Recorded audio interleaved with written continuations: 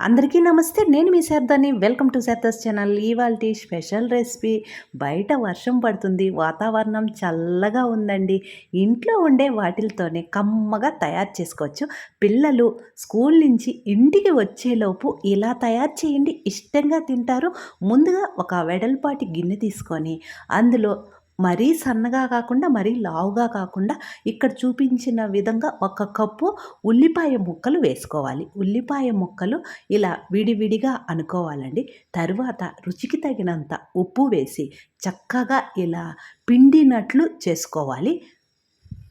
ఇలా ఉల్లిపాయ ముక్కలను సపరేట్గా విడివిడిగా అనుకున్న తరువాత ఇందులో సన్నగా కట్ చేసి పెట్టుకున్నటువంటి కొత్తిమీర, కాస్త కరివేపాకు, కట్ చేసి పెట్టుకున్నటువంటి 2, 3 పచ్చిమిర్చి, పసుపు, మనం తినే కారాన్ని బట్టి కారం వేసుకోవాలి. ఒక స్పూను జీలకర్ర,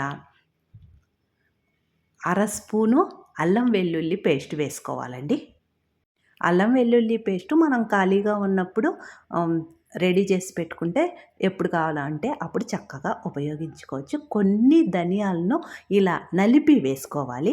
ఇవన్నీ ఆ ఉల్లిపాయ ముక్కలు మొత్తం కలిపి ఇందులో 2 కప్పుల దాకా శనగపిండి వేసుకోవాలి. కాస్త బియ్యపిండి కూడా వేసుకోవచ్చండి. నేనైతే ఇక్కడ వేయట్లేదు. శనగపిండి వేసిన తర్వాత ఎటువంటి వాటర్ అవసరం లేదండి. చక్కగా ఇందులో నుంచే కాస్త వాటర్ వచ్చింది కదండి, దాంతో కలుపుకుంటే సరిపోతుంది. మీకు కాస్త పొడి పొడిగా ఉంది అనుకుంటే 2, 3 స్పూన్లు వాటర్ వేసుకొని కలుపుకుంటే సరిపోతుంది. ఇలా కలిపినటువంటి పిండితో ఇప్పుడు పకోడీలు ఎలా తయారు చేయాలో చూద్దాం. ఆయిల్ బాగా హీట్ అయిన తరువాత మనం కలిపెట్టుకున్నటువంటి పిండి ఉంది కదండి, ఉల్లిపాయ ముక్కలను ఇలా విడివిడిగా అనుకుంటూ అంటే వెడల్పుగా అనుకుంటూ వేసుకోవాలండి. ఆ మూకుడు ఎంతవరకు పడుతుందో అంతవరకు నేనైతే ఇలా వెడల్పుగా అని వేశాను. మనము వేసిన వెంటనే కదపకుండా 2, 3 నిమిషాలు అయిన తరువాత నెమ్మదిగా గరిట సహాయంతో ఇటువైపుకు తిప్పి మీడియం ఫ్లేమ్లోనే చేసుకోవాలండి.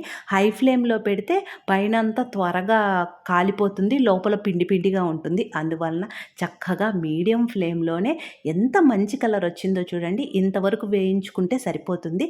ఇప్పుడు వీటిల్ని ఒక సర్వింగ్ ప్లేట్లో తీసేసుకుందాం. చూస్తుంటేనే నోరూరిపోతుంది కదండి.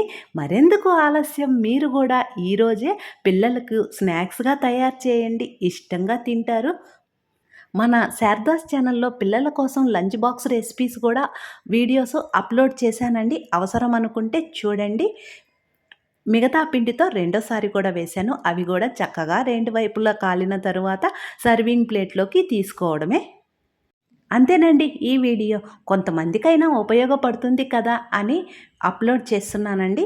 వీడియో నచ్చితే ఒక లైక్ చేసి షేర్ చేయండి. మన శారదాస్ ఛానల్ ఫస్ట్ టైం చూస్తుంటే మర్చిపోకుండా సబ్స్క్రైబ్ చేసుకోండి. శారదాస్ ఛానల్లో రుచికరమైన వంటల రెసిపీసే కాదండి, health tips, beauty tips, kitchen tips, unboxing videos, shorts అన్నీ ప్లేలిస్ట్లో ఉన్నాయి. మీరు అవి చూస్తూ ఉండండి. నేను వేరొక వీడియోతో మీ ముందుంటాను. Thank you.